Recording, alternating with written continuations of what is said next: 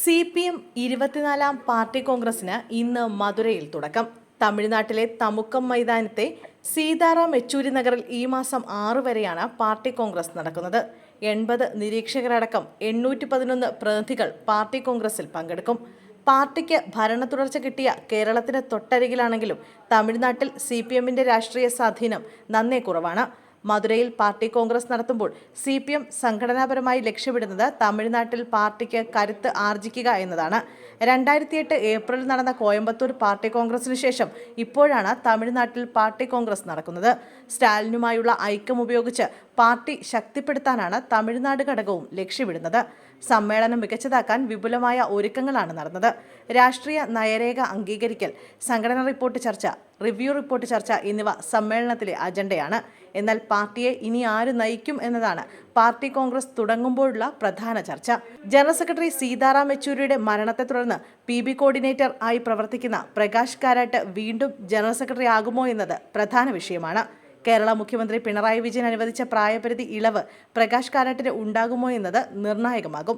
കേരളത്തിൽ നിന്നുള്ള മുതിർന്ന അംഗവും മുൻ വിദ്യാഭ്യാസ മന്ത്രിയുമായ MA ബേബിയുടെ പേര് ജനറൽ സെക്രട്ടറി സ്ഥാനത്തേക്ക് ഉയർന്നു കേൾക്കുന്നുണ്ട്. CPM ജനറൽ സെക്രട്ടറി സ്ഥാനം ഏറ്റെടുക്കാനില്ലെന്ന് polit bureau coordinator Prakash Karat പറഞ്ഞിരുന്നു. 3 ടേം പൂർത്തിയായതിനാൽ മാറി നിൽക്കുമെന്ന് പ്രകാശ് കാരാട്ട് ഒരു അഭിമുഖത്തിൽ പറഞ്ഞിരുന്നു.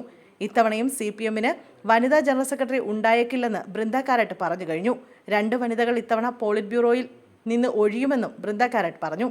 CPM കേന്ദ്ര കമ്മിറ്റി അംഗം KK ശൈലജ പോളിറ്റ് ബ്യൂറോയിൽ എത്തിയേക്കുമെന്നാണ് വിവരം.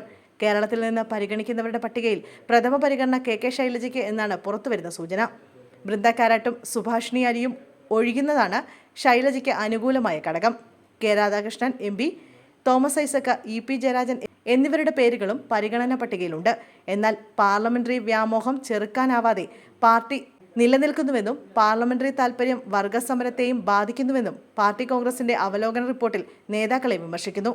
പണമുള്ളവരുടെ കൂടെ പാർട്ടി നേതാക്കൾ നിൽക്കുന്ന പ്രവണത കൂടുകയാണെന്നും ബൂർഷ്വാ പാർട്ടികളെ കൂട്ടുപിടിച്ച സ്ഥാനമാനങ്ങൾ നേടാനുള്ള വഴി തേടുകയാണെന്നും റിപ്പോർട്ടിലുണ്ട്.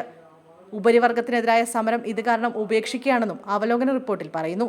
ഗ്രാമങ്ങളിലെ പാവപ്പെട്ടവരെ സംഘടിപ്പിക്കാനും അവർക്കായി സമരം ചെയ്യാനും പാർട്ടിക്ക് കഴിയുന്നില്ലെന്നും പാർട്ടിയിൽ പിന്തിരിപ്പൻ ചിന്താഗതി വർദ്ധിക്കുകയാണെന്നും ധനികരുമായും അധികാരവർഗവുമായും ഏറ്റുമുട്ടാൻ പാർട്ടി തയ്യാറാവുന്നില്ലെന്നും റിപ്പോർട്ടിൽ പറയുന്നു. പാർലമെന്ററി വ്യാമോഹം കാരണം മേൽക്കമ്മിറ്റികളും ഉപരിവർഗവുമായി ഒത്തുതീർപ്പുണ്ടാക്കുകയാണെന്നും തൊഴിലാളി വർഗത്തിനിടയിൽ പാർട്ടിയുടെ സ്വാധീനം ഇടിഞ്ഞുവെന്നും റിപ്പോർട്ടിൽ പറയുന്നുണ്ട്.